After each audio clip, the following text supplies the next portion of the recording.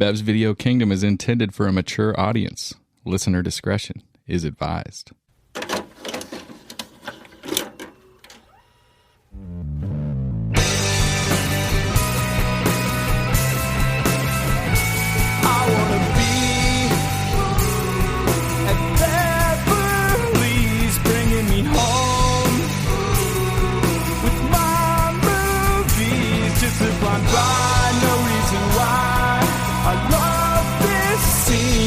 I can brag your favorite podcast. Let's start this thing.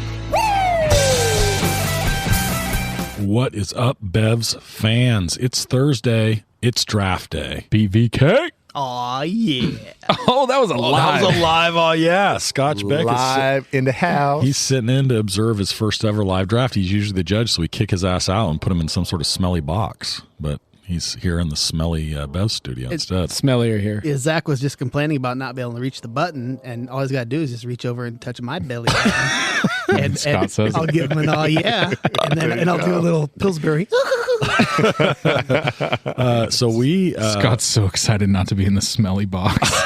You guys have put me in some fucked up spots. We have. We're drafting here the most memorable movie gifts tonight. We are coming off the definitely maybe pod where the gift in that movie was to put it mildly, Zach's take. We'll say controversial and not just downright horrible. Man, so I hope somebody picks that. Terrifying. Awesome. We had a little bit of a rough pod on Tuesday. Made for good pod. It's the Jimmy G of most memorable movie gifts. Dude, don't do that. Stop it. Jimmy. Hey, all I'm going to say is fuck the Rams. Hey, starting quarterback for the Bucks next year, Jimmy G. He's going to be quarterback for the Steelers. Yeah. Or the I told my Texans. brother the Steelers. He was like, I told your brother that too. Steelers, Texans, Bucks, Broncos. There's a lot of teams he could be playing for next year. And the Niners are going to get a first-round pick, and that's what's going to happen, Brad. First round. Hey, the funniest is that one of my boys, he's a big Raiders fan. He's been hating on Jimmy G so much. Just Derek Carr this, Derek Carr this. Derek Carr. And I saw some article in The Athletic. It was like, the Raiders bringing in Josh McDaniel, maybe they want to reunite with Jimmy Garoppolo and are going to get rid of Derek Carr and then bring in Jimmy G. I was like, oh my God, that would be like the funniest thing. This guy's amazing. If he went to the Raiders, I would die a happy man. That would be so funny. Raiders would be better. They would be. They'd be winners. I mean, what is it? Win, baby, win. That's right. All right. Or just win, baby. Just win, baby. That's what they're saying. Imagine the damage. Let's just say it's win, baby, win. Win, baby, win. Is that how Davis' thing? It was just win, baby, and I fucked it up. I was gonna say just can we? That's what we do here. Can we imagine the damage that single Jimmy G is going to do in Vegas if he goes to Vegas? Oh. I mean, Jesus Christ. He's probably already there. Is Jimmy G single? Oh yeah. He's like going out with porn stars. That's like not even fake news. Okay, why can I ask us a real question here? It's probably going to get us some trouble. Why do like really famous, really good-looking guys go out with porn stars? I have no idea. The porn star he went out with, nice dude, people. I mean, they probably are. Too. The porn star he went out with was very Snooki-esque. I wasn't the hugest fan, but man, hey Jimmy, I literally each his own, I bro. lost the thread here. Yeah. I don't know Jimmy, where we we're love at. you on the pod. I'm just saying that. Get that through your head. My wife's been watching 49er games with me for 3 straight years. And we were watching like the last game against the Rams, the last game of this season. And she turned to me and said, well, that Jimmy's a good-looking guy. She just noticed. Noticed him, dude? You just noticed him? We've been watching these. And she's like, I look at my phone the whole time. I was like, okay. Which is also what happens pretty much every time I'm like, let's watch a movie. my first job out of college had a pretty legit pick'em pool.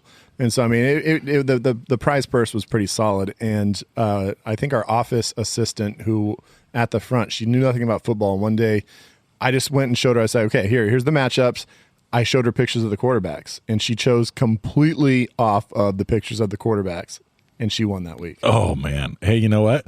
I mean, this is the whole like old, the old versus new Moneyball thing, right? They play it up a little more in the book than they do the movie, but like the scouts talk about how good looking the guys are, strong jawlines. Guy's got an ugly girlfriend, kind of bullshit, and they're like, that's the deal. That's real shit. That's real. That's fucking that predicts how good they're going to be. Chris Bryant and his dreamy eyes. Mostly nonsense. Who? Chris Bryant and his dreamy eyes. Jeez. Oh my God. That dude can ball. Lady in my office loves Mr. Bryant. Dreamy eyes, man. Dreamy eyes do it for me. All right, so we are drafting. You might be surprised to know that we're not drafting from the Major League Baseball or the NFL, but in fact, maybe a category here. So we've got our draft category. Brad, Did we say what the draft was? Yeah, We're not doing top Jimmy G looks. Most memorable movie gifts. Yeah, so not most romantic per se, not even like the best, but the most. So can we clear it up? How do you guys say it? Is it GIF or GIF? That's what we're talking about, right? This is a visual medium. I say GIF. Okay. I know that the allegedly the creator said GIF. So we're picking the best, like from a movie of like the little little Animated, that you yeah, the text most people. memorable movie animated thing that you said. that is what you should draft. Yeah. I That's what you prepared. studied, right? I God. prepared for the correct draft. You're gonna have to describe it in detail, each frame of that GIF, so that people understand. It's Jeff. Just tell us your search. All right, so Brad, did you happen to stumble upon a draft order? Yeah, you know what? I went down to my local library. Did you just say library? My He said- library. He said library. It's library, correct? It's library.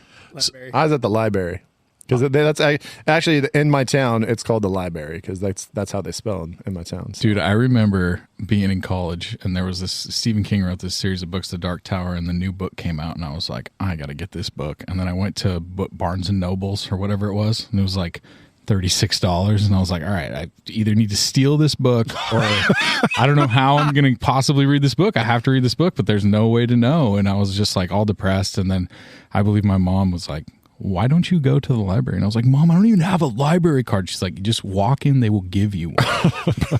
And so I was like, sick, dude. So I go to the library. It's like this really cool old building. I go inside. I'm like, hey, I need to get a book. And they're like, cool. You have a library card? I said, no. They're like, cool. And then I filled out one piece of paper, got a library card, took home my book, read it, never returned that bitch. I only checked out one book, which was Stephen King, Wolves of the Kala or some shit.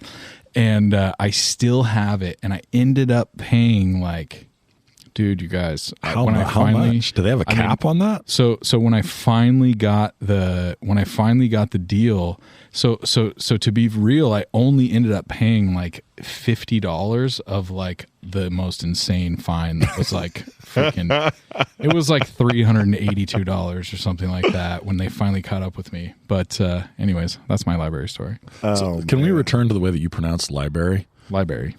We all pronounced it. Do you really pronounce it library? No, I thought I was clued in ahead of time to say that because I thought it was going to expose some story from Zach. Liberary.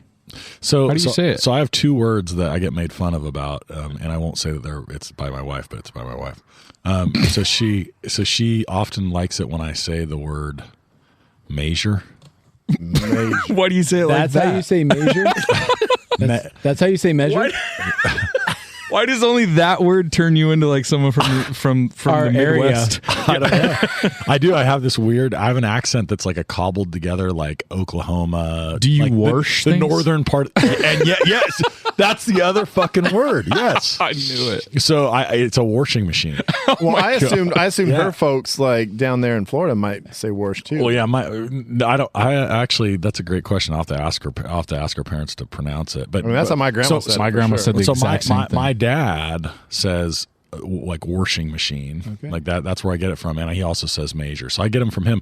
But it's like I do occasionally. I drop into these Got like, it from you, Dad. These weird regional accents and like in dialects that I have no idea where it came from. Measure.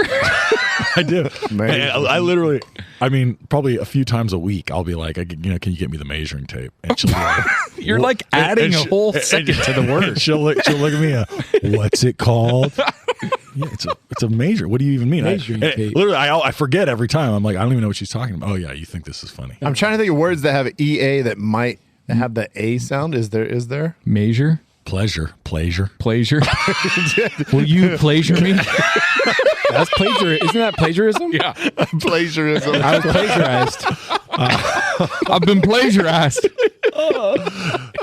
she plagiarized Now my where dick. did she plagiarize you? Nate's in college. Show They're me like, on the dot what you and we really plagiarized. frown upon plagiarism. He's like, fuck. Oh, man. I'm gonna try pleasure out on. Now go wash up after that plagiarism. Yeah. After you're done plagiaring, It's been a plagiaring your dick, you got to wash your hands. Plagiaring yourself. You got to go wash You up. got to go wash. It's been a real pleasure. My grandma for sure said worse. All you did was get a book from the library. Why are you plagiaring yourself? Oh, man. All right, So I'm back in the library. you're back in the library. Back in the library, and The library? I was browsing through the nonfiction section, and I grabbed a book, and there was an inscription inside that front cover, and I was like, "What the fuck?" Oh, shit. It was like April. Yeah, I was like, "Man, is this like that movie?" You're And like, should I show this? this one said to Brad. I was like, "Wait, did somebody steal my book or something?" No, it wasn't actually to me, but whatever. Go to my next book. I open it up, look at the inscription. It says to Nate. Ooh, I get it. I get it. Oh, damn. And then I go to this third book and I open it up and this one says Heart Zach. Wait, this is the second book? That's the third book. Third book. Jane Eyre. So you're the first book? That last book I found, Okay, all right. Did it say Nick a dick? it said to my one and only. It wasn't a yearbook. Nick. I think in Nick's yearbook in 8th grade, I called him Nick a dick. Nick a dick. To the Jimmy G of the Bass Video Kingdom. Nick. So if you weren't following, that's Brad, Nate, Zach, Nick. So I'm lead off. Fart.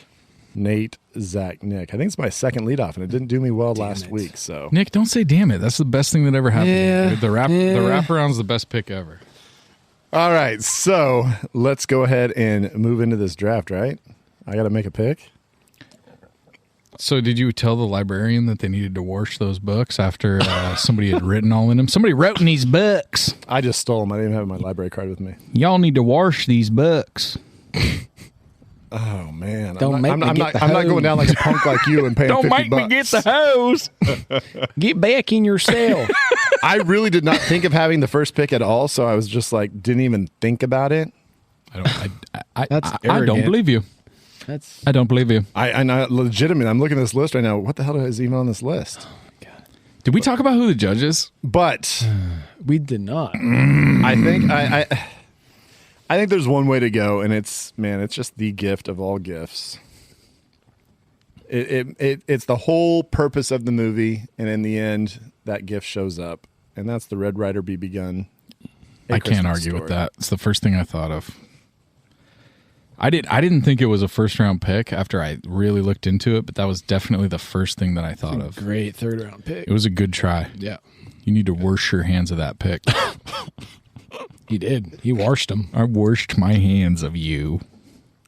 He washed all of our hands. When of you that talk pick. about memorable, it's the most pivotal thing in the entire movie. I mean, that's what the whole movie's about. Oh yeah, it is in No, just keep in the movie. keep justifying that pick. All right. In Well, the- Did you in say that movie, pivotable? I did say pivotal. Really fucked it's the that most up. pivotal. That's like a Mike Tyson. That's a Mike Tyson thing. I'm the most despicable. The I can't do pivotal, it. the I'm not gonna pivotal try. part of this fight was The pivotal moment was when I washed my hands of him. oh shit. Okay, we're already off the rails. That's how it's going. But Nate, you're second, so I'm putting you on the spot now. I know where he's going. I gotta go. I think He's putting on the t-shirt as we speak. I'm not putting on the T-shirt. I'm not going to make that mistake this early. Is it Nate? Are you going to pick the cue cards? Or are you going to be like, oh, the cue cards? I'm not. I don't talk about that anymore. He left him on the doorstep. Right? I don't speak about the cue cards. That's a topic that is forever in my no talk vault. Shh! Don't let my best friend hear me in my cue cards. It's the carolers. After she divorced her husband, he showed up at her door with the cue cards in his hands. I've been holding on to these. They remind me of you. I waited to show you these cue cards until Why I could are get you something playing- out of it. That's actually, you're right. That guy's a better guy than Ryan Reynolds in this movie because the other guy at least showed the cards and was like, look, I guess nothing's going to happen. I'm out. Literally, Even all though- my cards are on the table. Yeah. But Ryan Reynolds would have been like, I've got these cue cards. I'm hanging on to these for 10 years until maybe I get divorced. So and you then have your maybe first I can, kid. So she has her first kid. Yeah, exactly. All This will be Nate, a we good story stalled. for We my kids. stalled. You guys are better men than Good I. times. All right. I'm going to go with the painting in Notting Hill. So so Julia Roberts' character brings the painting, drops it off, does the "I'm just a boy" speech. Last time I laughed, I got fourth. That I didn't have that on my list, but I have 2 paintings that are ahead of that. So Yeah. All right. There's Nate knows what the people are looking for. Well, you know. oh, pander. Panda watch. I got to admit, I have what I would consider here a pretty underdeveloped and weak list. Yeah. And I think that, but I do think the ones The that I mood like better is will tense. fall. All right.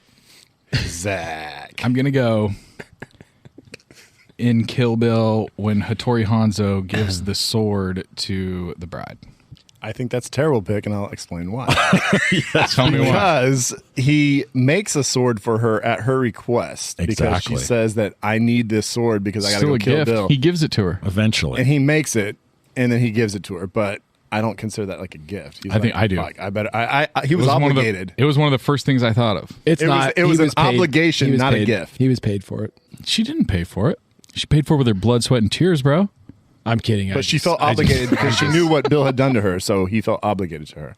Hey, I'm just a stacking up gift given chips. out of obligation. I like that movie. I think it's a good pick. Fuck you, Brad. I love the sword. No, the music in that scene is one of the most perfect moments when she's like checking out the swords. God, I Exactly. love that scene, but I just didn't choose it for this. Yep, because it wasn't a gift. For the fourth, That's pivotable. I got a pivotable gift for you. Well, you're on the pivot right now. You're on the pivotable. I'm gonna pivot it on this. I'm gonna pivot. Pivot around, pivotal around the second round. The crappy car from Good Will Hunting at the end, That's a good Such one. a good one. and I'm gonna come right back around. The record collection from Almost Famous from the sister to her brother. Oh, fuck. Give me That's that motherfucking sleeper shit. shit. I didn't have that. That's a really That's good, a that's really, that's one really of the, good one. I'm going to just say right now that's one of the best raps we've ever had in the Damn. first round. That was huge. came to play. You did come to play. Hey, Nick came. Nick after last week. Nick ain't taking. He's not fucking around. He's Yeah, like, that's- he's like, I ain't gonna take take that last place finish again. God damn it. So I love both of those. I love so both those much. picks. I had the Goodwill Hunting. second one I didn't have. So Goodwill Hunting car was the other one I thought about for the first. for the pick. number Can't one believe pick. you didn't go there. I thought about I thought it. it was but gonna be around. I thought about it, but I thought it might be around because my take on it is like it's super memorable in a movie I love. But I don't think people that think of that movie are like, oh, the car, right? Like it wasn't like a pivotal scene, except that I love that movie so much. But I love that pick. I mean, I'm not saying I don't. Yeah. That was my thought. But the Almost Famous records are like, that's such a sneaky good pick. Well, and I legit went through our list of movies that we've covered, and I was like, okay, what are gifts in those movies? Yeah, and that's somehow I exactly skipped it, over yeah. Almost Famous, and I was like, what the fuck? That's a great pick. You got to know that for us to give Nick this kind of props when we so deeply, Yeah, they need to and stop. completely hate him They need to stop. and all of his draft picks is, And his jawline. They don't hate me. we hate his jawline. I love fucking them. asshole. so hairy. Love you guys. Wait, Scotch is jumping in here. Well, I He's would about to say how much he hates Nick. no. Oh, god damn it. I want to jump in here and say that Nick really, really wishes that I was the judge this week, which I'm not. I'm just here to hang out and drink. Those were That was a fucking W amazing right picks. now already. That right there was a fucking great That- start. Thank you, bro. You know what But- this all means, right, Nick? Yeah, I do. Me and Jimmy G riding off to the sunset, baby. Yep. All right, Zach. Okay, so Zach is back. Gosling gifting the house, the house of her dreams to what's her name in the Notebook? Yeah. I mean, fuck, dude. He builds it with his bare hands and abs. He hammers the nails in with his pecs. One of my favorite continuing tropes is constantly people doing things with their abs and Zach's. Oh, dude. It's a great pick. I was trying to think of a house. Like, who gave someone a house? Someone had to give a house. I didn't think of that. I literally read on Reddit the other day, Nate, you'll like this, that this guy was like asking the chat, like, okay, so his prompt was, my girlfriend told me that she gets off on grinding on someone's abs, and her ex-boyfriend had like really great abs. And Yeah. she used to grind on them and orgasm, right? Sure. And he's like Checks out. insecure because he has no abs, and he says on the thing, he's like, and it would take a great feat for me to get abs. and like she still loves him, but he's like worried that he's not satisfying her because he doesn't have abs for her to grind on. And he even goes into detail like, if I was going to get that lean, like, can you guys imagine what I would be eating? I would be barely eating anything. Yeah, exactly. And is now there a market for like strap-on abs? Is that So what I'm getting at is I have a new product coming out next Wednesday. It's called Strap On Abs. Isn't that one of our ads? And it's so you strap the abdicator on, and then it's got real good pivotability and Strap on abs.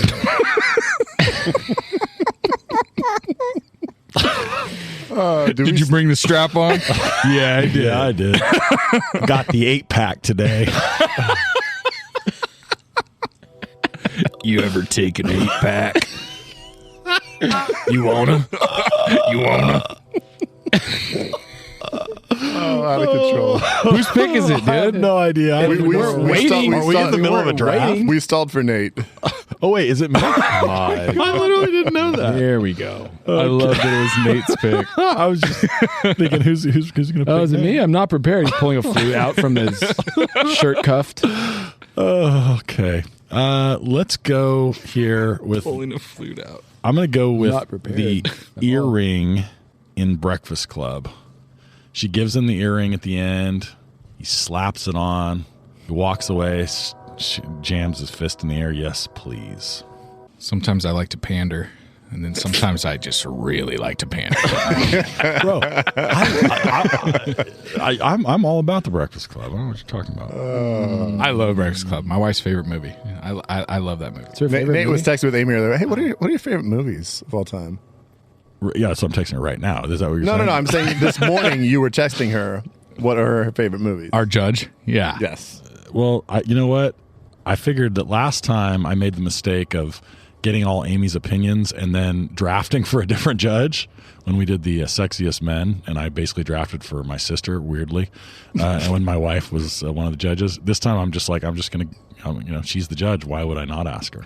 Yeah, that's smart. And next time we have a judge, I'm going to make sure to get their number so I can ask them what their picks are for the draft, and then pick those. All right, let's go. All right, I'm staying in the Christmas spirit just because when we're talking most memorable movie gifts, we talked about this, and one of the scenes that we all really dug in this movie was the gift of the Joni Mitchell CD. I knew you were going to say that. It's weirdly memorable. I mean, it's an interesting pick. I mean, I think it's one of those things that just really stands out in a movie that has some good performances and some fun, but that scene is just boom! It hits you in the gut. It really so glad that you picked that, Brad. Not because it was on my list, but because that fucking tanks all your shit, dude. That's the saddest fucking gift that anyone has ever gotten, ever, right? Most memorable movie gift. Did you say saddest? Most memorable. Memorable has like a happy undertone. No, it does not at all. Memorable? God, you should see some of the picks on my list. Memorable. It's like I always say when I judge, man, it's memorable and best are very important when you're thinking about this stuff. And the way you guys title it, if you say memorable, memorable can mean anything. I can't believe you picked that because I Mm. thought about that and I was like, man, that's a brutal one. I can't Amen. pick that. That's crazy. But again, Another memorable movie gift, and goddamn, this could be considered a Christmas movie too. I'm going with Gizmo from Gremlins. I had that on my list. I had that on my list, but it's a little underwhelming.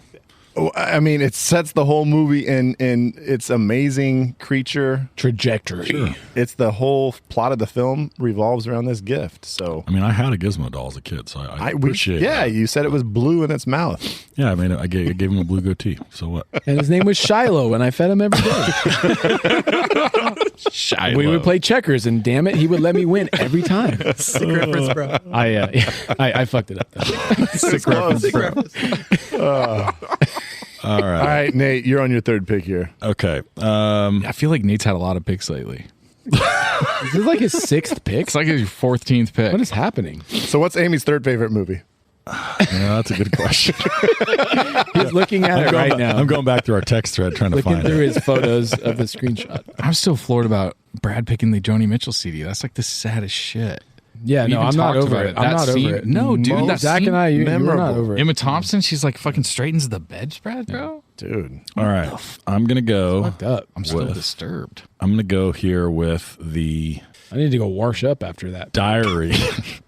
The diary at the end of Bridget Jones' Diary. Throw up in my mouth. What? I don't know. I don't understand. What's No, Nate has Amy's threw old up in my- Facebook page open, and he's just looking at like, I mean, no, her old MySpace page where she has like all the movie posters up on it, and she's just looking through it right now. You know what? I'm a rom-com guy. I don't know what you guys are talking about. Lord. Don't put that shit on. Didn't she say she had? No, it's her the thing that she puts like the Pinterest board, yes, bro. it's her Yes, Pinterest. it's on. board. It's on her Pinterest. She might have a most memorable gifts Pinterest board. I haven't looked. I haven't looked in at least 3 hours. I don't know if haven't she still picked has it up. anything from the top 3 picks except for all of them. Oh boy! All right, so Zach, you're back up. Okay. This is the ultimate gift from 3, the third movie out of 4. So the title, he's not the title character. I don't know what I'm talking about. The kid Andy, who writes his name on the cowboy's boot, he gives all of his toys to the little girl Bonnie in the movie Toy Story 3. And we just watched it. We just watched it the other day, and I dare you to watch that movie and not feel something. nearly like you're going to tear up.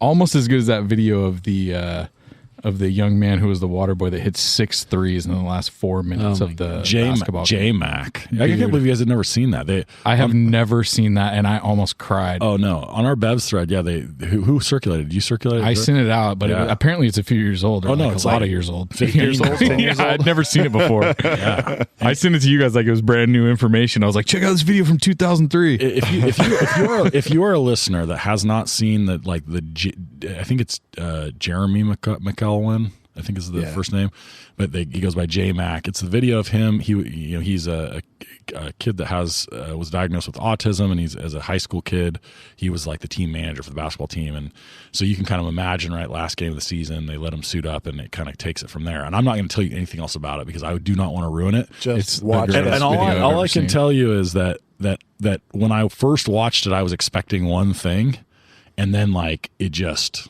wasn't that. It gets so much bigger than you could ever imagine. Yeah. So you got to if you in any way need to pick me up, just Google that, YouTube, go on YouTube and check that out, the 5-minute ESPN version. Dude, it's unbelievable. Yeah, it's amazing. You could watch it every day and not get tired. It's an auto cry for most people. I sent it to my sister, and she immediately responded, "Thank you for making me ugly cry in my office."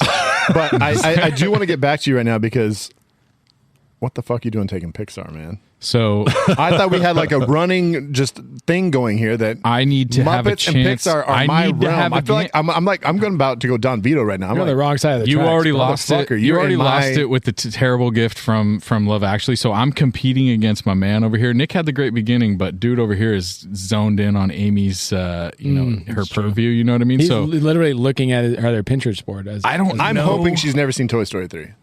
it's possible. She doesn't have any. That was the only fear in my heart Yeah. about picking my last pick was that maybe she's not seen Toy Story because I know Scotch Beck doesn't watch fucking But Pixar dude, movies. Anyways, this moment is similar to the way that it makes you feel as it does in that video with the kid playing basketball because it makes you feel all the feels, I think. Dude, Pixar has had me in the theater multiple times, grabbing my napkins that I usually for all the greasy butter from covered the in popcorn, butter.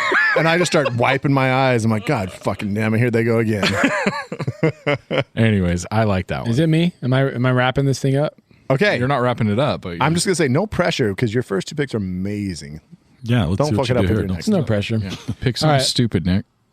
All right, so I'm going comedy. You know the Okay. gator that got your hand? I got his head.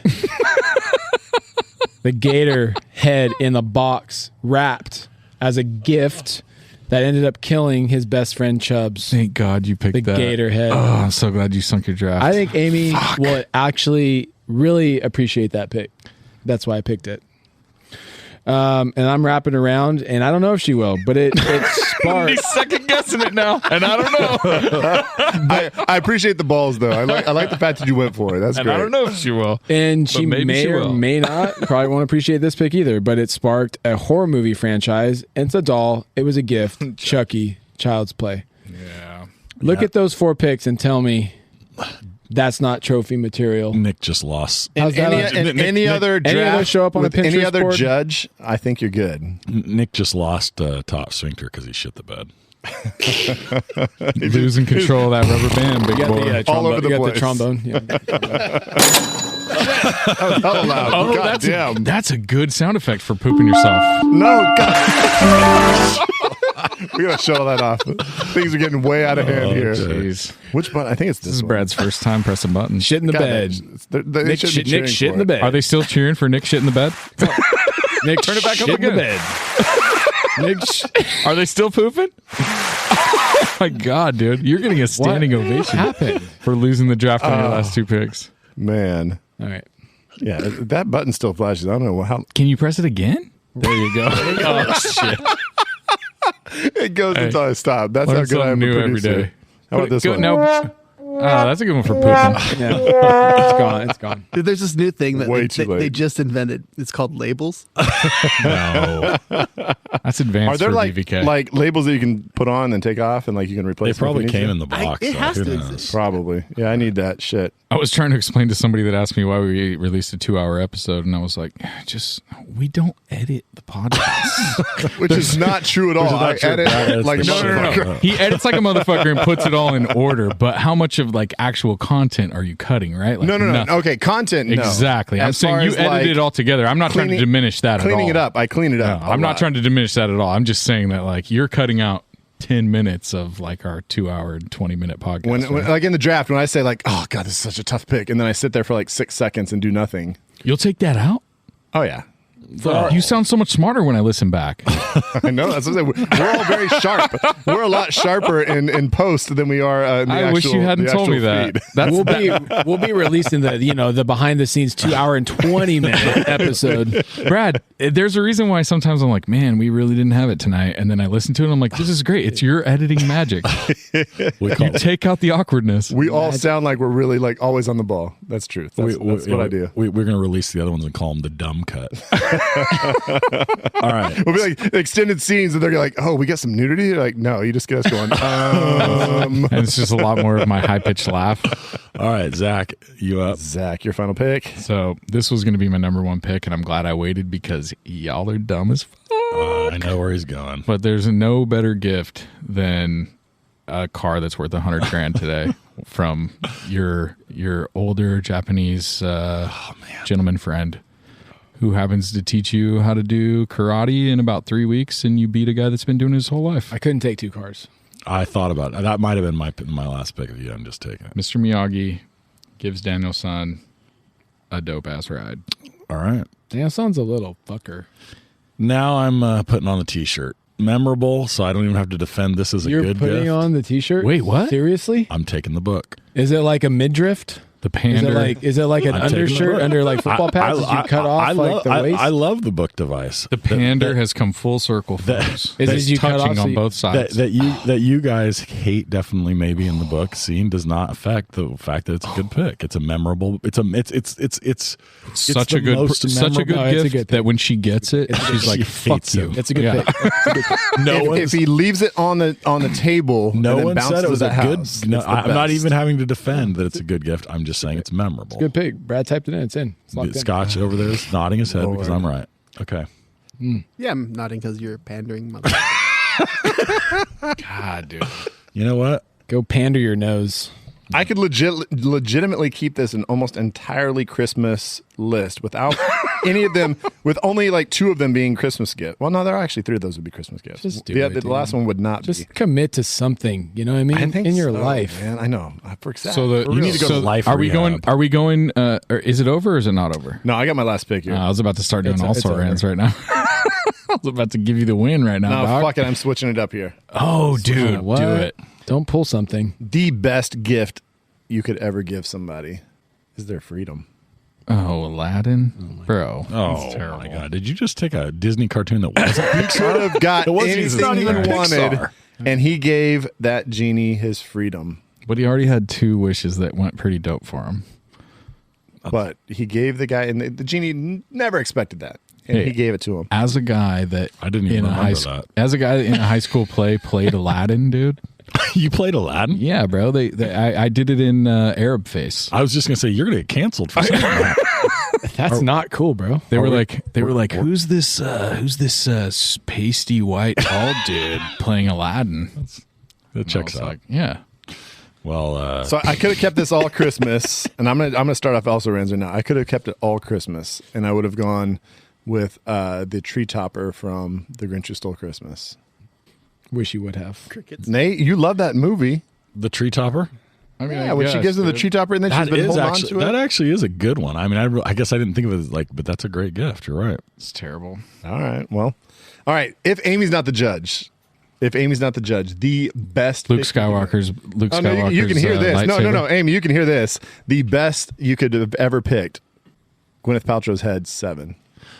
On my list, I was going to bring it up as also. But was that like a Guys, that's not a I gift. don't That was a understand gift. what That's gifts not a are to you gift. guys. So What's all in the your box? gifts What's in are the gifts box? that make people feel like shit. Here's your Joni Mitchell CD that you thought was a necklace I because wish you I'm would've fucking my followed it. secretary. Most memorable gift. Here's your wife's head. Fuck you. Gwyneth Paltrow's head is the ultimate gift. It's like Mitch Hedberg says. Mitch Hedberg says, he says, a severed foot is the ultimate stocking stuffer. What about Luke Skywalker's? He gets from Uncle Ben from Anakin. He gets the lightsaber. Obi-Wan. It's Anakin's lightsaber. Obi-Wan gives from Obi-Wan. Luke Anakin's Uncle Ben. saber. So I don't know. not Uncle Ben. So you got Butch's granddad's wristwatch in Pulp Fiction. I had the watch on mine as that's a well. good one, That was not an Amy. Uncle approved Ben's pick. from Spider-Man. That was my bad. Indiana Jones' hat. It was given to him. Oh, Which- didn't know that. By Kinda like a Sleeper, guy that it's was a not like- dickhead. It's still a gift, and it's No, I don't- I Indiana don't Jones' disagree with hat. What about the picture that Todd does for Vince Vaughn in Wedding Crashers? I've been going heavy Wedding Crashers ever since we watched it the other day. What were the other paintings Nick say? So that was one of the paintings I thought you said. So in The Accountant, the Jackson yes, Pollock. I have that, and also I forgot about the Todd painting. Yeah, it's a good one. I wanted to pick it, but I just don't think it's like I thought we were going for like shit that made people feel good. When the Chasing Amy painting, when Alyssa Jones gives Holden the painting, she buys it for him in the diner and says, "This is my gift to you to remember us at this moment." And that's when he it's the magic eye of a schooner. Nate, you called it though. That the Todd painting. That's the best painting. I like yeah. that one. So Trisha's I called it. Fuck you. Nate, that was one you me. picked was just Trisha's portrait in Napoleon was the other good stuff. painting or art that I had. the bread maker in Old School. Yes, 3 speeds. Oh, the bread maker. Yay! the gift regift, beautiful. What about in Shawshank? Do we count the that Andy leaves for Red, the box of money and directions?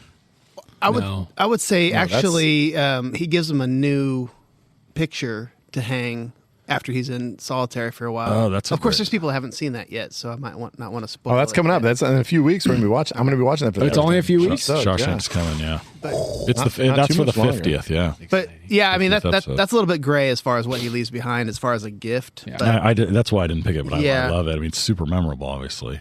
What about the necklace in Titanic? I never think of that as a gift. It's been a while since I've seen it, but I guess it's a gift. I mean, it's the a asshole gift. that gives It's a it to her gift. just because he's a rich asshole. Yeah, see exactly. How is that better or worse than your picks, bro?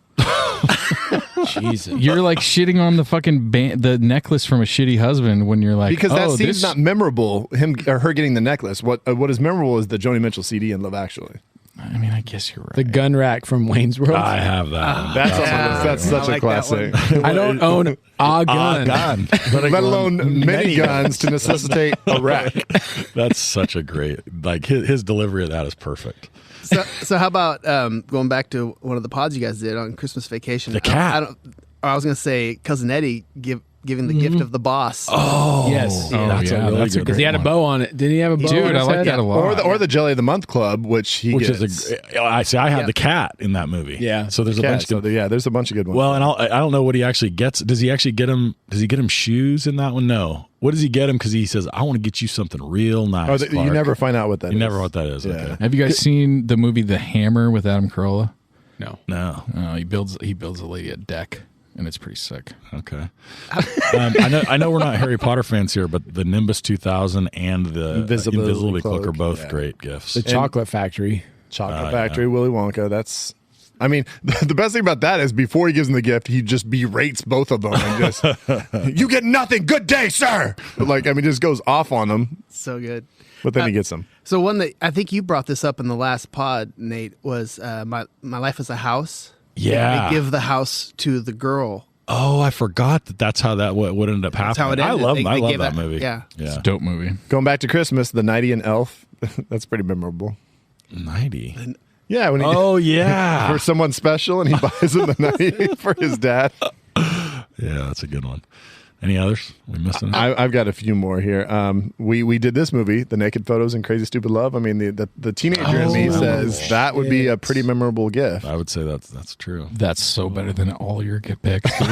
God, you got a little beef on me right now. I don't like this. The Babe Ruth ball in Sandlot, because at the end doesn't James Earl Jones give him He gives No, him, he gives him his one glove of and the his- whole team. he gives the entire team of the Yankees to make Yeah. up for the fact that the Babe Ruth ball was Yeah, That's right.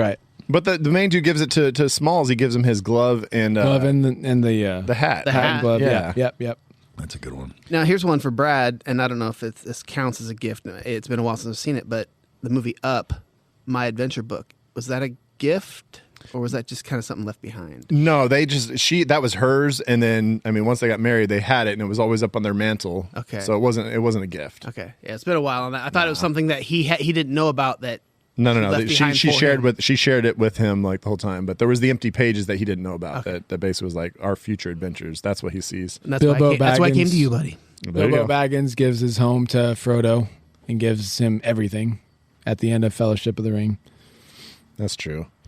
There's a couple good John Cusack ones. Say Anything. He gets the pen from Diane. Yeah. And he's just like, he's talking about it. He's like, it's a pen. Like, what would you do with a pen?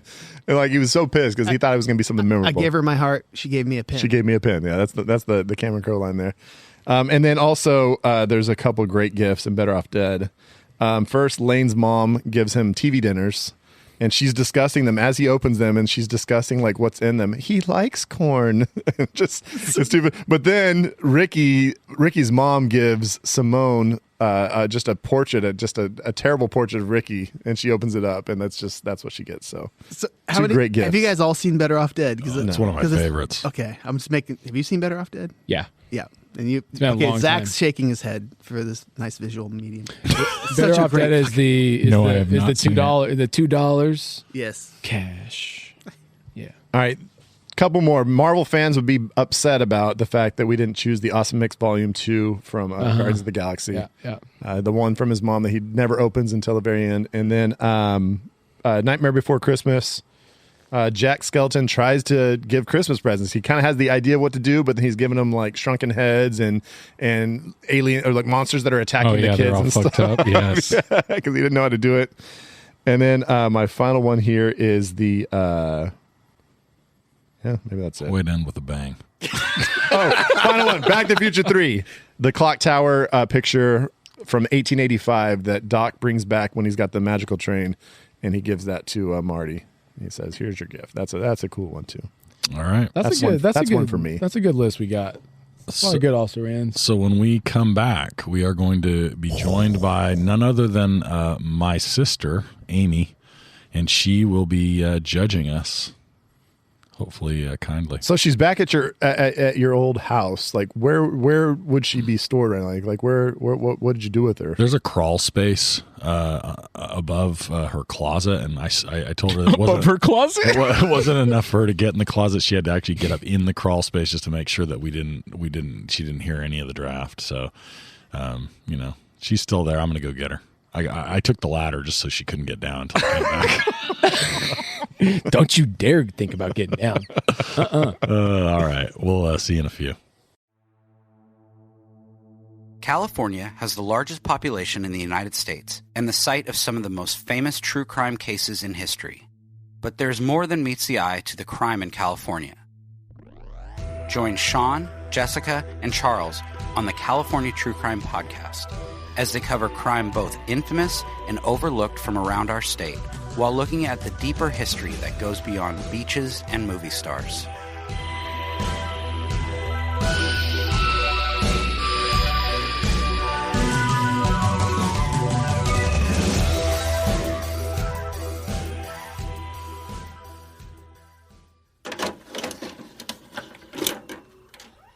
All right, we are back, and I just went down the street to Mom and Dad's house where we had Amy hold up above her closet.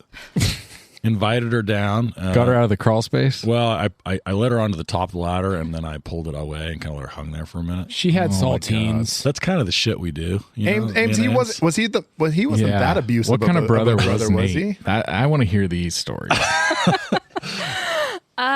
Yeah, no, he was a pretty good big brother, I would say. I was a shithead. There was moments I was there when there was like a little bit of yelling and possibly crying, but Well, there was one particular incident that has sort of lived in infamy that I think does a good job characterizing it. So when we were kids, we had to we would occasionally teepee. We would be allowed to teepee houses. How far apart are you guys? So 4 years. 4 years in school. Yeah. Okay, So 4 a years. little. I think are we a little less than 4 years? yeah, because she was a freshman when we little were more than 4 seniors. years. No, Gotcha. she was No, she was eighth grader when we were Eighth seniors. grade. Yeah. So she 4 years, 2 months, 9 days. Yeah. So Amy went to school with Nick and Zach. Yep. We're in the same class all the way through, and so and Brad and I are a few years older. So we were. My parents had this rule where like we would go out and we'd teepee, and they're like, okay, you can teepee people's houses, but what that means is that if anyone teepees if your friends, someone teepees their house for you, right? Like you got to clean it up. Okay, so I'm I'm probably a senior, or maybe even I was probably a senior. Might have been right after I graduated. I was in 8th grade. Okay. And so I come home one night and I catch like a bunch of my friends TPing my house. And so I they all scatter and run off, and I go in the house and I'm like, shit, I'm going to clean this fucking TP up, in the morning.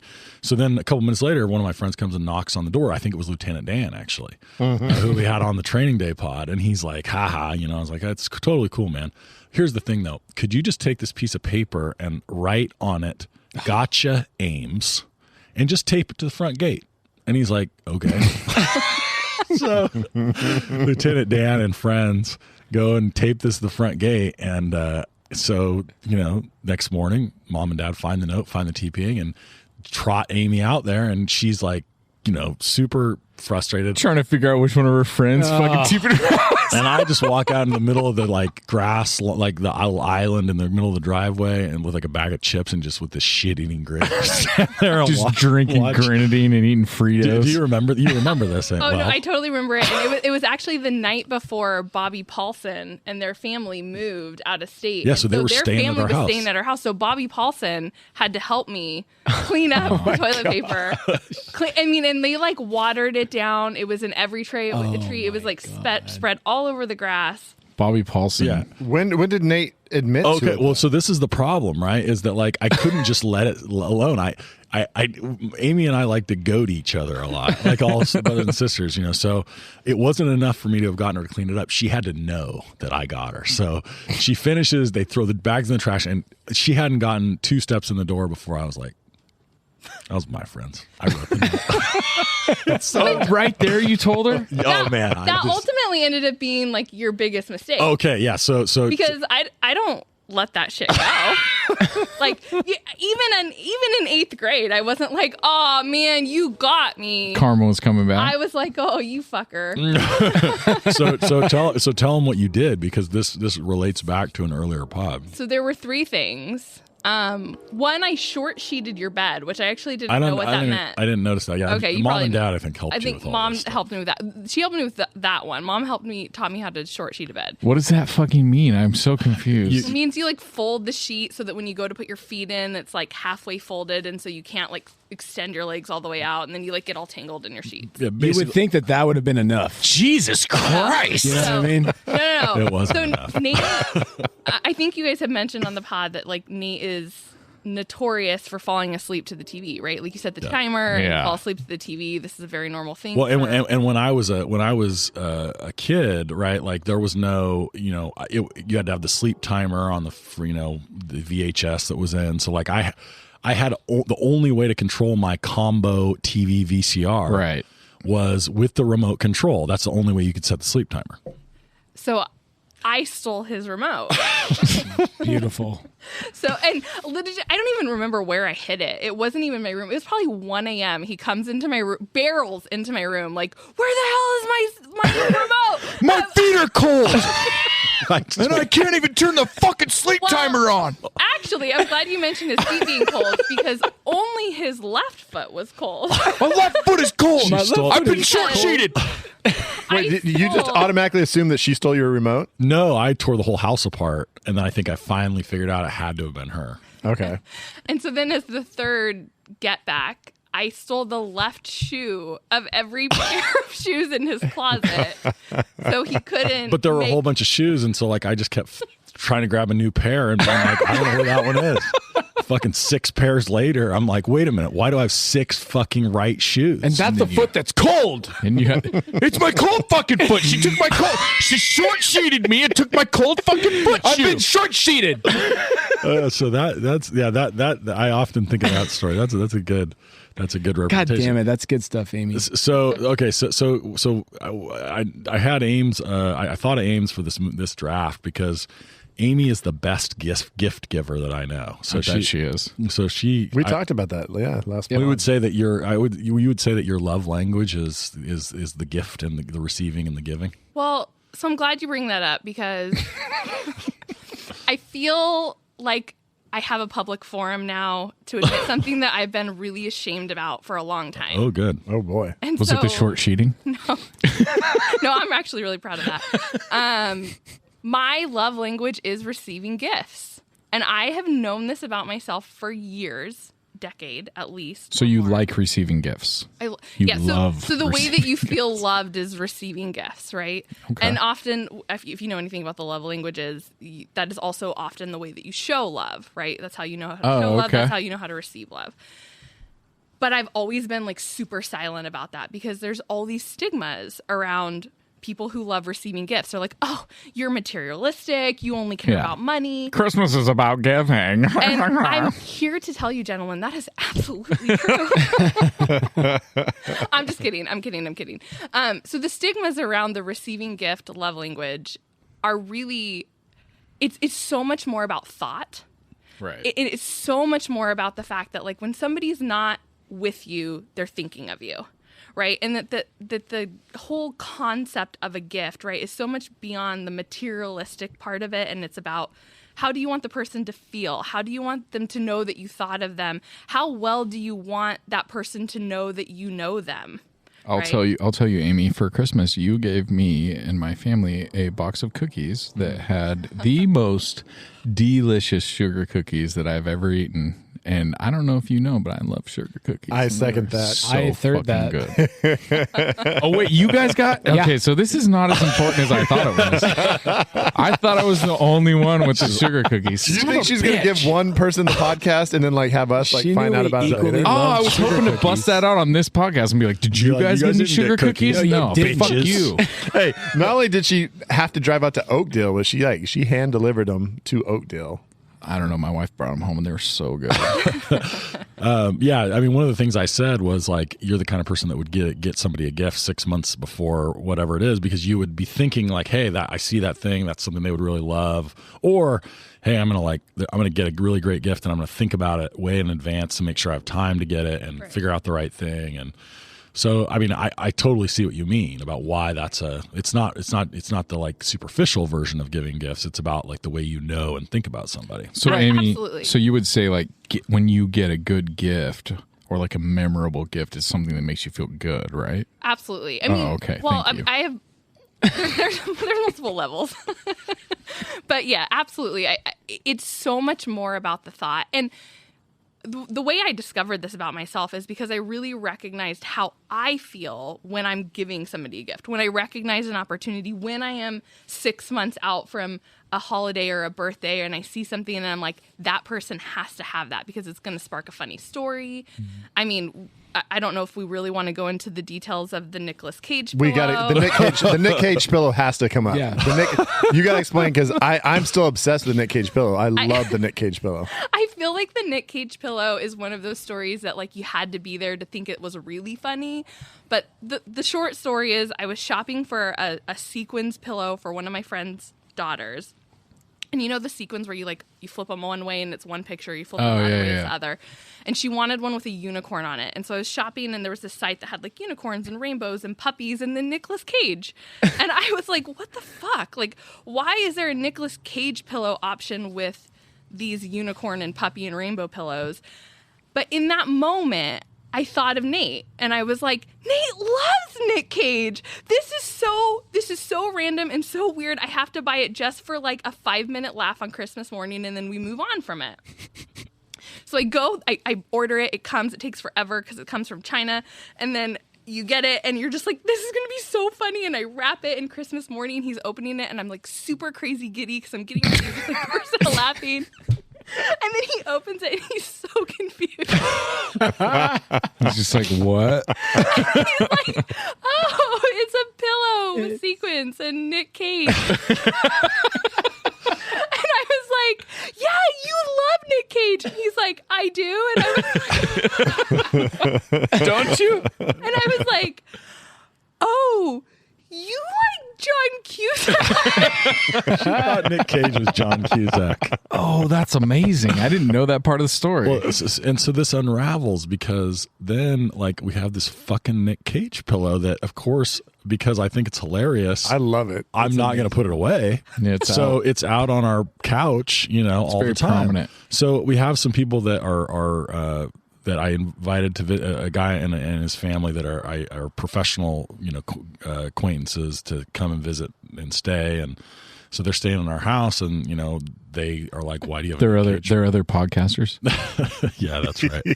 And they're like, why do you have a Nick Cage pillow? And I'm like, well, and I tell them the story and they're like, that's amazing. That's a great story.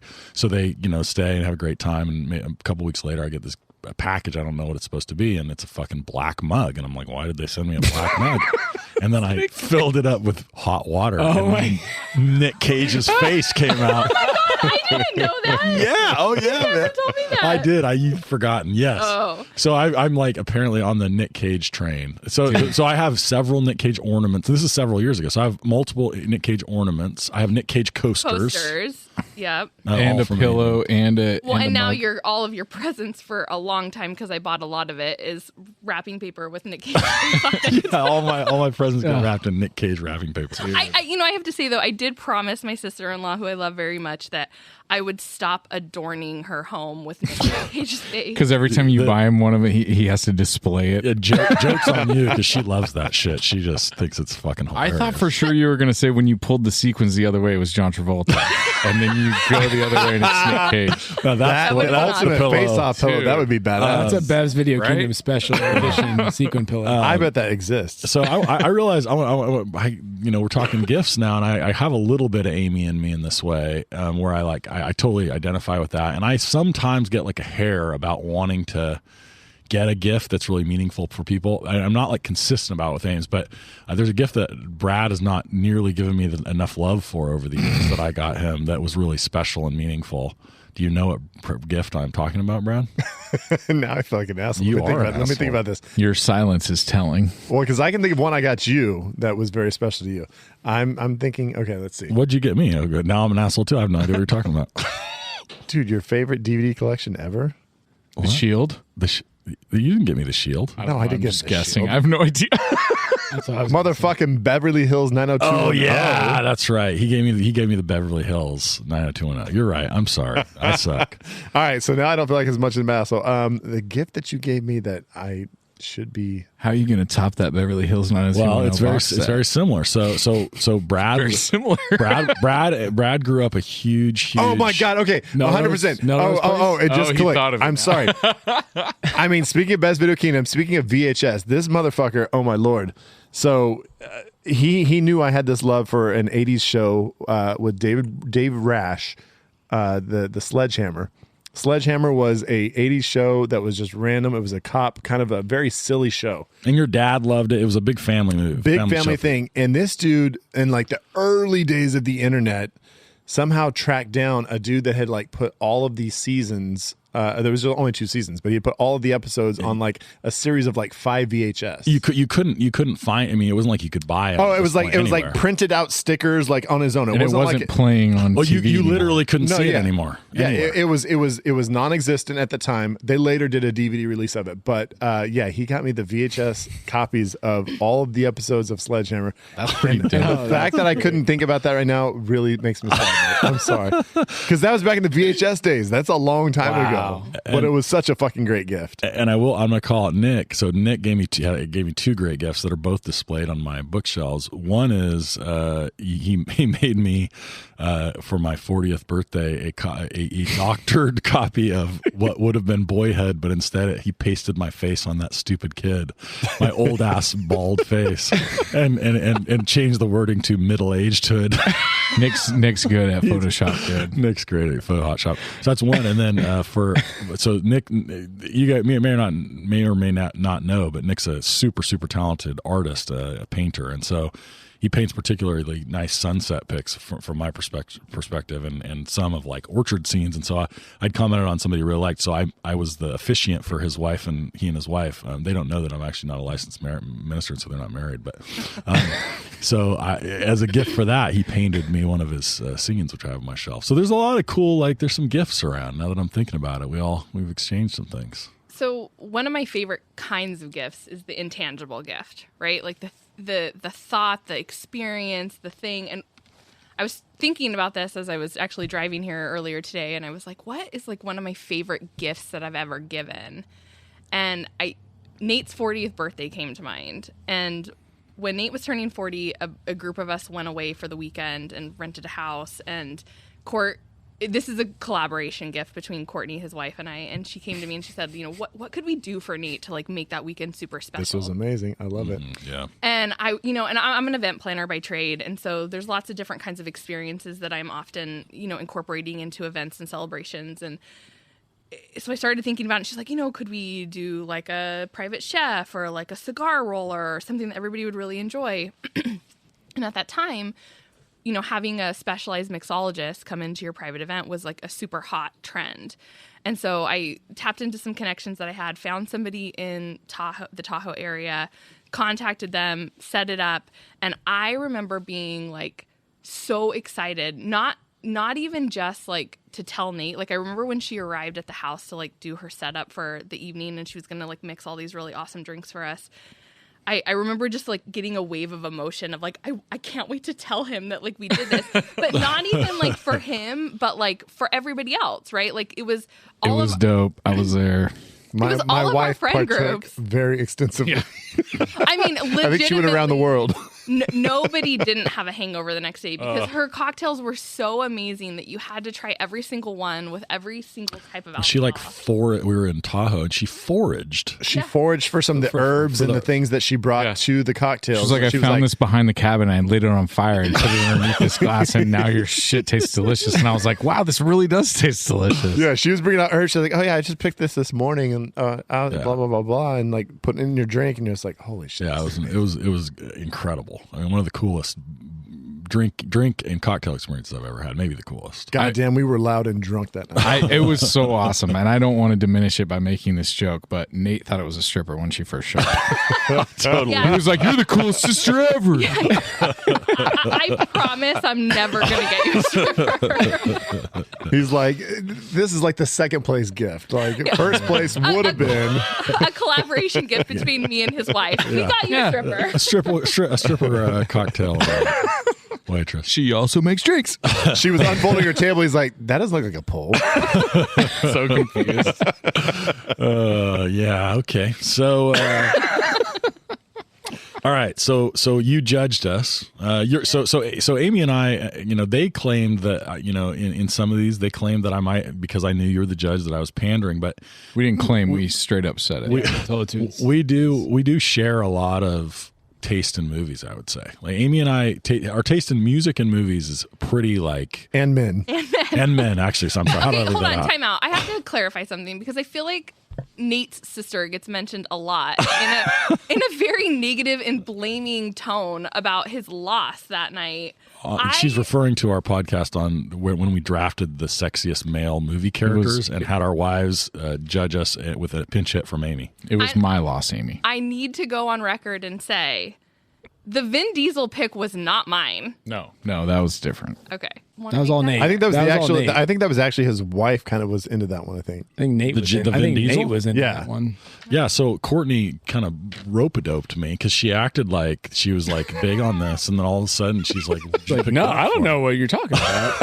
Vin who? You know what? She read the room. She's like, everybody's like, oh, Vin Diesel. She's like, yeah, fuck that pick. You know, though, we talked to our friend Danelle later, and she was like, I'm all about that pick. So I got a little bit of props from Danelle about my taste in men. Danelle's 5'10", Vin Diesel's 5'6". There's zero chance over him. that she is into Vin Diesel. I would bet all my money. I don't know. You better check in with her about this. We will be discussing.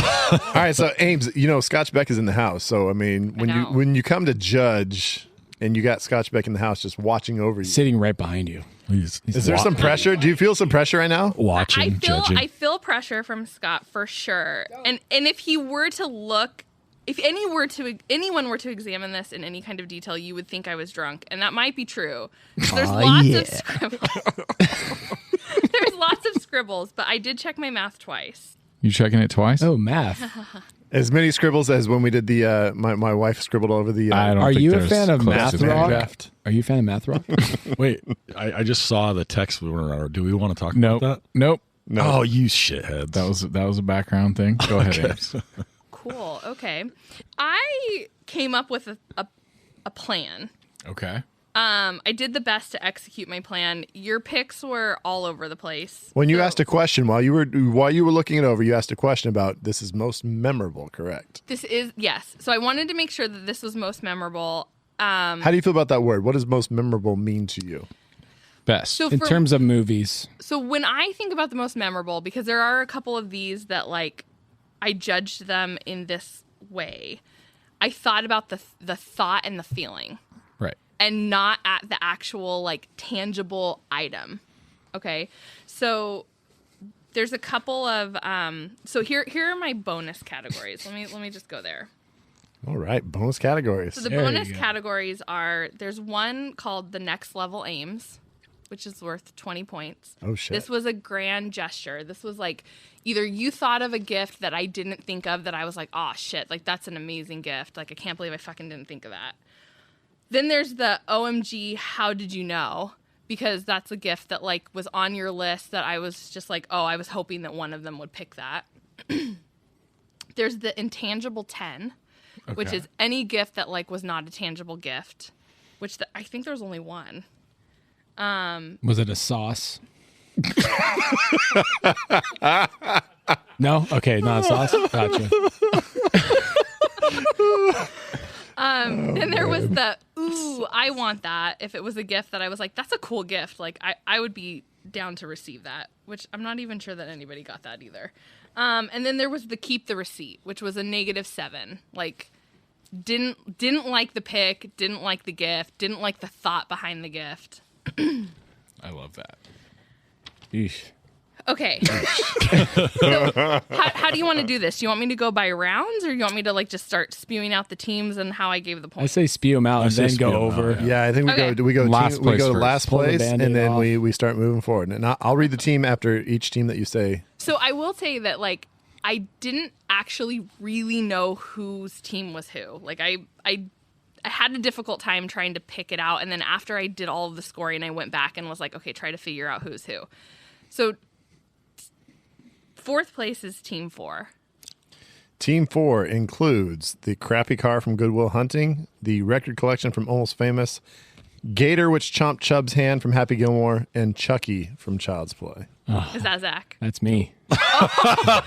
Nope. If you guys could see the look on Nick's face right now, Okay, What did I tell you guys? and literally Scott is Scott's like, equally as disappointed as I During am. the draft, I said, Nick, you know what this means, right? I know. It was such a foreshadow. we all drooled over those first two praise picks. on his first two picks. His and I reach was like, around was one of the best reach arounds ever of all time. I will But say I'm not though, drinking grenadine at the moment. yeah, you know what you get now, right? Just come on over, saddle on up to the grenadine. No, bar, I bro. will never Yeah. drink Just grenadine shut your mouth again. No opinion. Just shut your mouth. Shut No Shut your mouth and drink your Shut your grenadine. mouth when you drink grenadine from me. So your number one pick was like arguably one of my one of ones. Like that your number one, The Crappy Car and Good Will Hunting is I one agree. of my by far favorite movies. It's a great ever. pick. And it is an amazing pick. It was definitely on the top of my list. I was it got bonus points. It got the 15. Like, ooh, how'd you know? Like, I can't. You remembered. You picked it. You fell short really fast after. Fell apart quick. Almost Famous? Are you not a big Almost Famous That's fan? cool. You don't like movies. That's cool. So I have seen Almost Famous. I do like Almost Famous, but on that round, like, it just wasn't. It's okay. I'm fourth place. I don't get opinions. Nope. And you know what? It really was hard because like when we dive into like round 3 was like my hardest round to score because I thought they were all mediocre picks, and so it was really hard to pick between them of which was the best and which was the worst. And I love Happy Gilmore. Like that is actually like one of my probably top 20-ish movies. But the gator in the hand, like that. I'm sorry. It kills Chubbs. And It's okay. Kills Chubbs. Was it, It's okay. What was the fourth pick? Chucky? Yeah. I don't know that one. He's the doll, the kid's doll that ends up killing people. Yeah. Somebody hand. He gets it for his birthday. I for hand Nick sure the have plunger. not seen that movie. So I'm sorry, Nick. I It's like okay. it a lot. It's all right. I know. Nick, you I stayed true know. to yourself. You didn't We're panic. good. You stayed true to yourself. I'm We good. appreciate that. Yeah. I know. you- if I felt good. If it makes you feel any better, I thought It's that okay. was actually. Amy, It does because I was going outside of my like comfort zone. I went for it. Amy, don't feel bad. You're doing the Lord's work. It's all right. It's all right. You're You're doing making great. everyone else here happier for what you Hey, just did. can somebody please take a note though, and whoever's keeping standings, that Nick stayed true to himself on this one. We want to make sure we acknowledge that Yeah. in the win loss. We're proud of you. We're proud of Appreciate you. that. Hey, I think you get an extra 0 points for staying true to yourself. Can we cut Nick's mic for the rest of the thing? He doesn't get any more opinions. Just mute him. You don't get to mute. No, me. I'm not doing that. I'm not doing it. It's no opinions. It's not mute. All right, let's see right. who's next up. Okay, Third so place. third place is gonna be Team 2.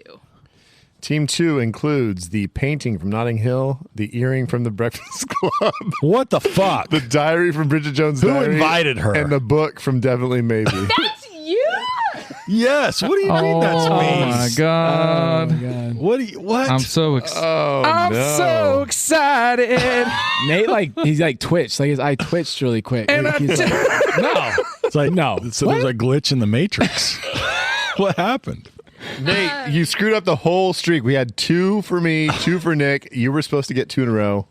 This Now is, we this is, don't know. Now the score. Zach's is, now It's Brad's just time- gonna get his third. this It's is time most- to get on the board, baby. It's This is time to most get on the board. unexpected. I feel All right, Ames, let's so talk about that Team good 2. right now. Okay. Brad, you know that if you win, it's gonna be the same as Zach getting fourth. I feel so good right now. It's gonna be the same as getting fourth because he's gonna have 0 wins. If Zach loses, he's gonna have 0 wins. So okay, we can skip over the earring and the diary and Bridget Jones' Diary. Like those are good picks. Those are good movies. Like whatever. They both scored kind of middle of the road for me.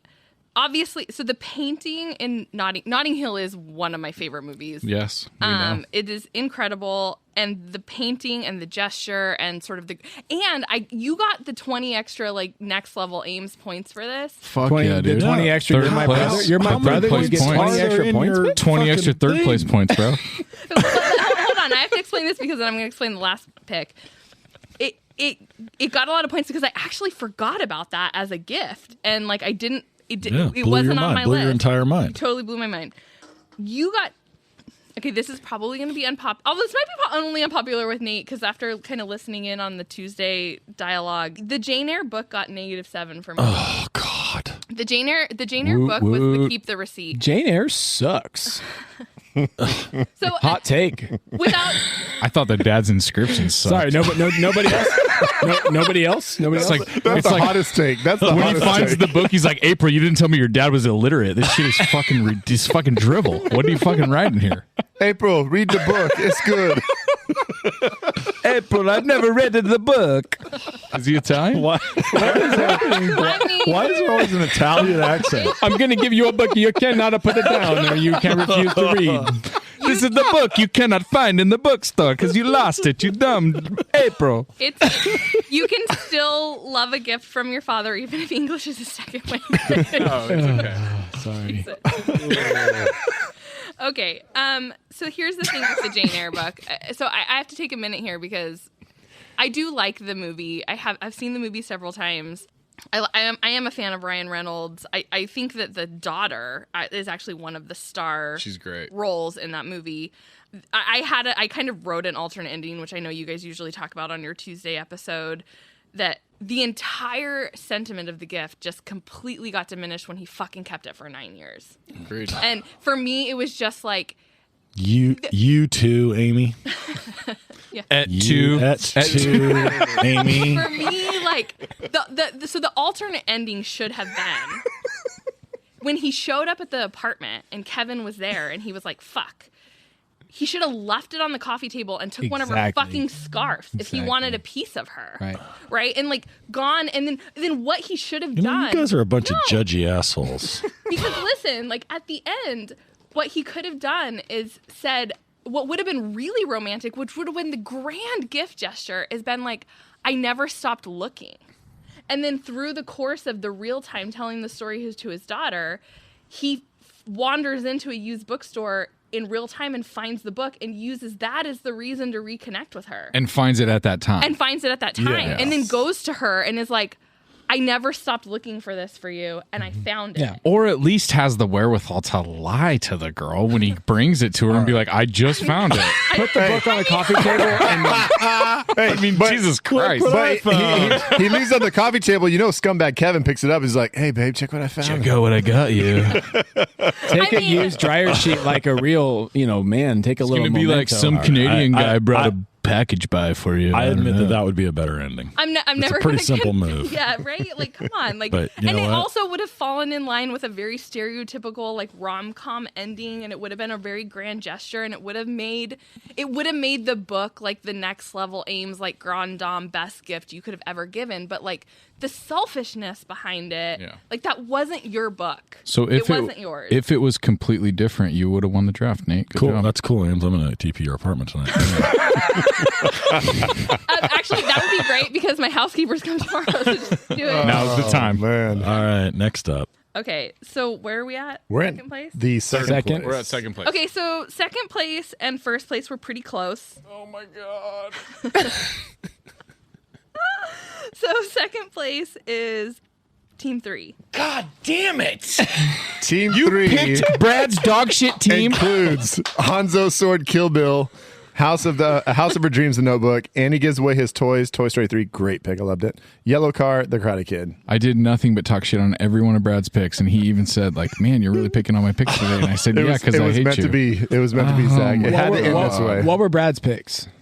Brad's picks. Well, let's talk about Zach's picks first. Team 3. No, okay. No, Let's I talk want about to hear. Team 3. I want to hear about the first place team because you know what, my team doesn't matter. Well, wanna hear- I have one thing on your team that I want to point out real fast because I think what would have won it for you. Oh my God. Tell him I would have won it for him, Amy. Okay, so your second round pick, the House of Her Dream Notebook. Right. On my list, like on Amy's favorite gift giving moments in movies list. This is the one on your Pinterest board? No. Yeah. The one that Yeah, Nate got his no. picks off. His third place picks. To take it to the next level, it was the room, like the painting room where it was set up with her to paint looking over the creek. When she was describing how she wanted the house to look, she said, and I want a room facing the creek for me to paint in. And then when she toured the house after he got it all ready, she goes upstairs and she sees the room all set up. And that was the intangible, like, grand dame. I hate to be nitpicky, Amy, but it's in the house, is it not? And it was in her dreams, right? Because it says house of her dreams. Yeah. She read it that way. I said house of her dreams above the creek. You weren't here for it. You didn't listen to it. I said especially the part where the room is looking over the creek. Do you want to recalibrate your fucking rankings? So I've just said the gifts and all the Christmas movies. And I hate to break it to you, but you got the 15 points. Like, OMG, how did you know? But if you had specified the room, it would have given you the 20, and you would have beat Brad. Oh, Amy, you why talk don't you go home and have nightmares about that, Zach? That's rough. But tell Lisa about that one. Dreams of Here's Gosling. the thing. Like, this is the thing about like head. wine and math. Is that like, I don't necessarily love your team, Brad. The math worked out that way. Math Hey, this is called some math rock. This is called math draft. Oh my god, I'm so mad at this. I'm in a math draft. Are you guys in a math draft? I I'm in a math talked draft. as much shit as I could to Brad this entire draft, and then he won. Ames, That's I want to talk about crazy. Zach's pick, though, his third round pick.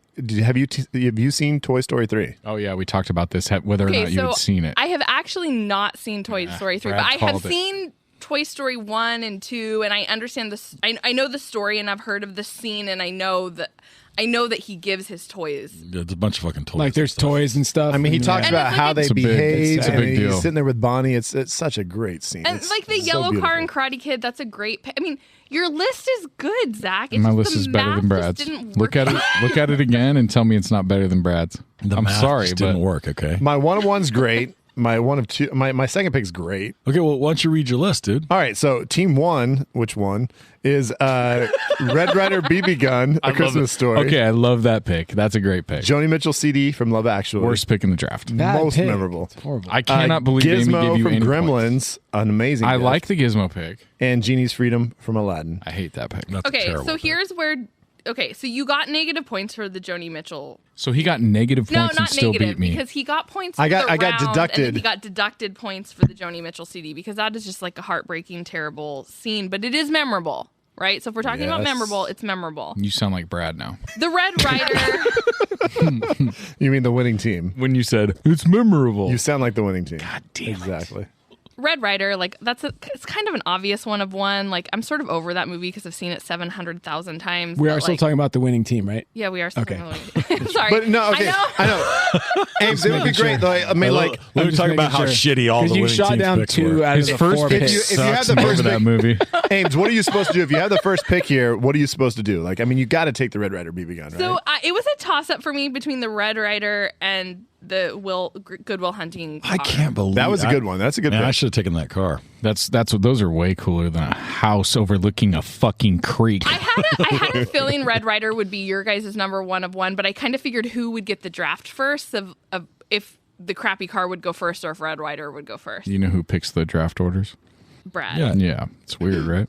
I mean, the library book. The library book. The library. The library book. The library is what decided it. Why don't you wash your mouth out with that draft order? Gizmo, Gremlins. So That was that was a hard round, right? That was the round that I said all picks were mediocre. I had a really hard time deciding. I honestly, like, Gizmo just, this is going to sound really lame, but like Gizmo just tugged at my heartstrings a little bit because Nate still has him on his bed. Oh, so cute. Oh, So Nate's cute. Gizmo with the And I was blueberry like, lips. okay. The well- Gizmo with the blue goatee still on my bed at my parents' house. Blueberry lips. Yeah, she probably saw it like on her way out of the closet. It's crawl space to come back down. She was like, "Oh yeah." How fortuitous. You know, And- can I say something, Amy? Yeah. I think Brad likes my team better than his own team. I'm not going to comment here. I'm deferring to the judge right now. That's all I'm doing.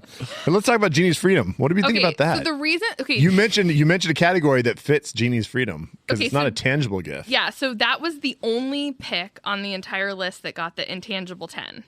So that definitely helped you. It also got the That highest. won it for me, Zach. I think It did. So the genie won it for him because it also got the highest score in the 4th round because I hate the Jane Eyre book. And like the Yellow Car and Karate Kid's great. I'd never seen Chucky, so like that got the lowest score. So it just seemed natural to give the genie's freedom the highest score in that round. And then because it was literally the only gift in the entire draft that was intangible, it got the extra 10 points. Genie, I wish for your freedom. Such a what's- classic line. You know what's when Did you say it like that? well, Did you give that delivery? I really tried to go for a thick accent to make it authentic. Oh, God, please don't do it. Yeah. Please don't do it. But the funny thing is, he did it in an Italian accent, and so Hey, Genie, I super wish for your confusing. freedom. It's okay if it's Italian. Take the shackles off of your wrist. Oh, Ames, I really appreciate you being Good job, Amy. Hey, okay, so there's one gifting scene that there's several that didn't make it. Oh, yeah, on we the need your list. also. yeah. What are Oh, the what are okay. also rans? Yeah, they're your favorites. So there's a scene in a movie that I'm confident that none of you have seen. It's a movie called Me Before You. It's based off of a book. It's a tragic love story. It's actually one of my airplane movies. Do you guys have airplane movies? I don't go on airplanes that often. Like movies that you you load up on your devices and you just sort of like rotate. That's going to be something I'm going to watch. Okay. Yeah, Nick said I've that had- about Chef actually the other day. That's like your go-to movie. It's one of my right? go-tos. Yeah. It would be an airplane movie. I like. Yeah. I do Tully. Actually, I had Tropic Thunder on my iPad years ago. Tropic Thunder. Okay. Yeah. iPad was all full with Pixar movies for us. Sorry. I like to do Requiem for a Dream. That checks out. You hold it up really big so everybody behind you can I see wanna- it too. You're like, oh yeah, you I can want see a that. You feel-good can see that. movie So, Look at his arm, guys. Look at his arm. or no arm. so Me Before You is my airplane movie, and it's a tragic love story that at the end, no matter how many times I've seen it, I ugly cry at the end of it. And so I play this fucked up game with myself on the airplane to watch it and not cry. So you're sitting there holding it in, trying not to cry in front of all these strangers. So anyways, it's a lovely movie, and I don't recommend it for anybody that doesn't love tragic love stories or hasn't read the book. But there's this one scene in the movie, if you want to understand the emotion that can be evoked and the thought behind gifts. There's this one scene where the main character, Louisa, she lives in a town in England outside of London, and she has a long-term boyfriend who she's been with forever in this small little village, and then she is now a caretaker for a quadriplegic, and he's a young man, and they've just started to get to know each other, and they kind of in the movie develop a really strong love and bond for one another. And she invites them, both her boyfriend and Patrick, the quadriplegic, to her birthday party, and they both give her a gift. And the boyfriend, who's known her for years, gives her a gift, and it's this necklace that's a silver heart necklace that has his name in the middle of it, right? And it's this moment that she opens it and she's just like, oh, it's a heart necklace. It's that trumpet sound that Brad has over there. Wah, wah, wah. It's there's some thought to it, but it's just that moment when you give a gift and you just feel that this person doesn't know me, this person Right. doesn't love me, this person doesn't think of me in the process of giving me a gift. And then this Will Trainer, the quadriplegic, he's a multimillionaire. He has all the money in the world. He could give her any materialistic gift that he could ever want to give her. But months before this day, they had a really sweet moment together where they were learning about each other. And she talked about this story about this article of clothing, these tights that she wore when she was a kid, and how she loved them and she wished she could still wear them, but that she outgrew them and they don't make them in adult sizes anymore. And so naturally, where this is going. He says, I have a gift for you. And she opens it, and it's these adult size stripy tights that are black and gold. And they're exactly the ones that she had described when she was a kid. And just this burst of emotion of oh my God, you knew me. You thought, You were listening when I talked. you were listening and you knew how I would feel when I opened this and experienced it. And she immediately burst into tears. She runs out of the room. When she opened the necklace from her boyfriend, Patrick, he was like, well, we'll put it on. And she's like, oh, okay. I'll put it on. When she opened the tights, she ran out of the room. I have to try them on right now. And then she comes back in the room with tears in her eyes and just is thank you. Right. And that to me, if you ever wanted to know what gift giving was for somebody who has the love language of receiving gifts, that's the moment. Does the boyfriend push over the kid in the paraplegic? Does he push him over in his wheelchair? Yeah, no, that's how it ends. And he dies. Pushes him over. He's like, "Why don't you help her put the tights on? So get up, help her." So for some reason that reminds me, that makes me think of one that we didn't mention in our also rans that I guess we count as a gift the P.S. I love you letters that he leaves her. So I think that's an amazing example. Yeah, for sure. Are there gifts like at the end of those letters though? Like, are some of those leading to other gifts? Because I don't know if I had the letters. So that's I don't know. I was only thinking of the letters themselves as being gifts, and that maybe this is sort of the intangible, but it's like the gift is the embodiment of all the letters of like giving her that like ability to move on through the letters. It's the kind of the gift. Yeah. What about in Friends when Chandler gets Joey's girlfriend the signed copy of the Velveteen Rabbit? Goddamn TV. And then he lets Joey give it to her, and he says, "It's about rabbits who love cheese." There's that. There's a lot of really good gift giving moments in the good Friends ones. I'll say in the TV there was the video iPod or iPad from The Office. Oh yeah, that episode is actually for me great and super painful because like I don't know what that means, but I saw that on some stupid list. Well, so like it's the Christmas episode, and they like exchange gifts, and they're supposed to have a real limit on the amount of the gifts, and so Michael, who's the idiot, decides to like spend a whole bunch of money to give a video iPod, and blows the budget out, but then he's pissed at everybody else because like he gets a crappy. Yeah, he's pissed at Phyllis because she like knits some like oven mitts. He gets a crappy gift, and he's like super shitty to her. And so there are a few episodes. It's like for me with The Office, which I love. They talk about characters. I mean, this like fits right into our conversation from Tuesday about about Definitely Maybe. Like I really want to try to suspend my disbelief and judgment of Michael a lot because you kind of like have some affection for him, even though on almost any standard in basically every episode he's complete terrible dickhead. Yes. But there are certain episodes, I think people who watch the show will know, like Scott's Tots is an unforgivable episode that you cannot watch again. My wife can't watch it. And the other one, so this one has parts of that where like he's such an asshole to Phyllis about in such an unreasonable way about the oven mitts that she knitted, and she's so like kind of bummed about it that I'm like, that's one of those where I'm like, I want to punch Michael. I would fight him if I was there. Like I'm so mad. So that's a hard one for me to rewatch. And yeah, so the iPod is memorable, but I think it's the other video iPod. The video iPod. Well, Amy, I think you have great taste in gifts. I think you definitely that is your love language is gifts, because obviously you understand what gifts mean, and that's me. What considers a most memorable gift. She charitably gave you the gift of a win, and it's really nice of her to make you feel good. Even though she literally said after she added it all up, she was like, "I don't like your team. I don't like your team. It's cool. Your team's dog shit, but hey, here's a win, dickhead." But she said, you know what? The problem is that everybody else drafted really shitty too. Numbers by default, you numbers say you win. I'll take it. I'll take when a Nate win. got third place, I would have bet $1,000 that I got first. God damn it! When you picked Hanzo's sword from Kill Bill, I was like, she didn't see Kill Bill. No. So, since you all have deemed me the world's best gift giver, which is such a humbling title, you got us gifts? I thought it would be weird to come here tonight and my gosh. She's reaching into her bag. Oh my god! I was just kidding. Is it sugar cookies? Oh my lord, we might have no. So this past Saturday, or this coming Saturday, whenever we're time is a flat circle on Bev's face. Okay, so Amy, are you really the best gift giver ever? Saturday, so February 5th, the Bev's Video Kingdom podcast launched their inaugural, what is it? BVK IPA. And I thought, and you guys do this segment of drinking with the director, and I was like, well, I'm an event planner. You guys fucking need matching drinkware. Yeah, we do. And not just matching, but like personalized. Oh shit! What? So these glasses say Bev's Video Kingdom my podcast God. with hops on them, and they have your name. So this is Nick. Oh shit!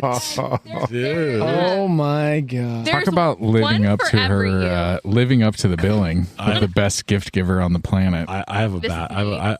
is I want to ugly cry right now.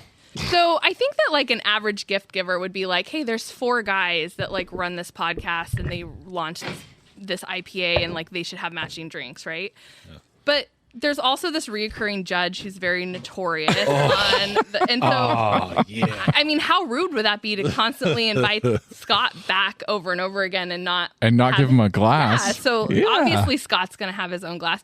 But to take it a step further, because hospitality is so important, and if you're going to be successful in this business of inviting people to come and help really drum up, audience and viewership and listenership or whatever you call it, you need to be just super inclusive. So there's also one that just says guest judge. Oh. So that when you have your random guest judge of the week here, you can all have matching glasses and you can offer your guest judge. And when Scott's the judge, he can just double fist. And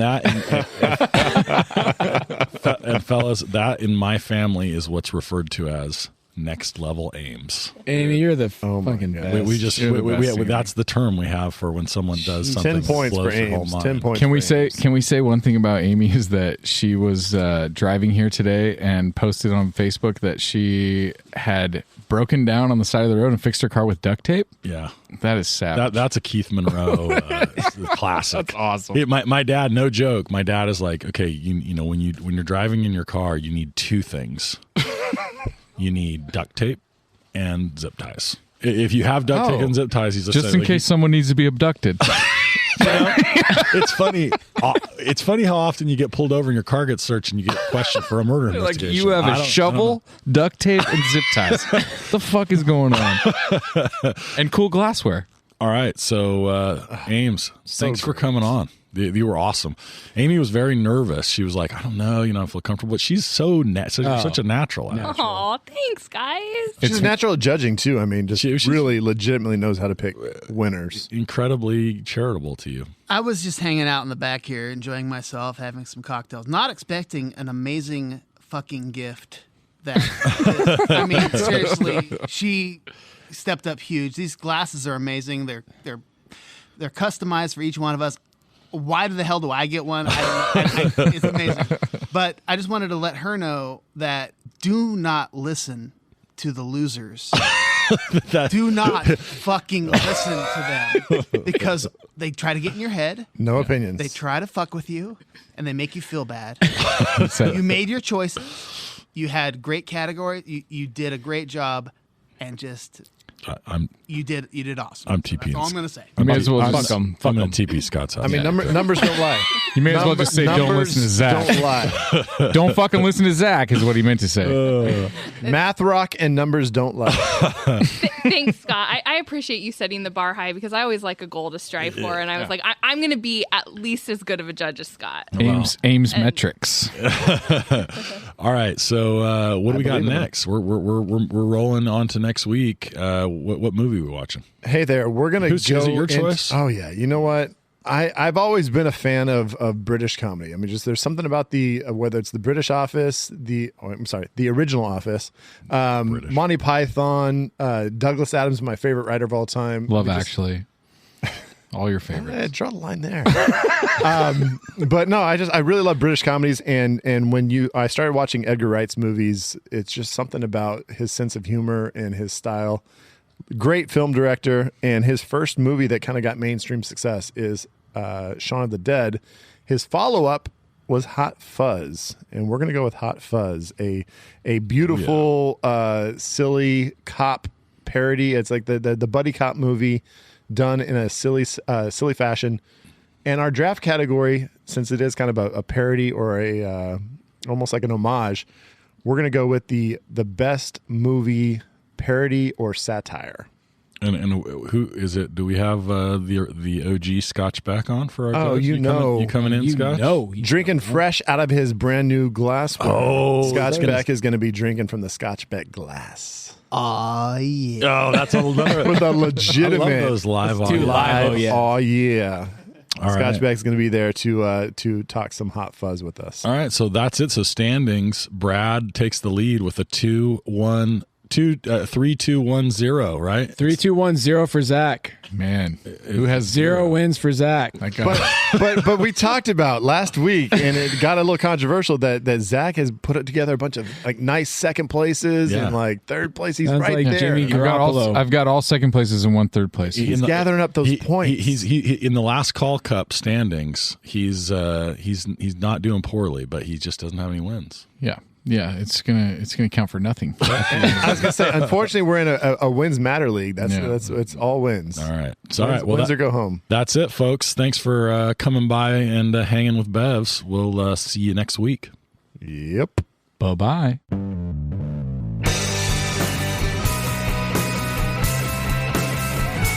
I wanna be at Beverly's, bringing me home with my movies, just a blind by, no reason why. I love this scene. Nick, Nate, Zach, and Brad, your favorite podcast. Let's start this.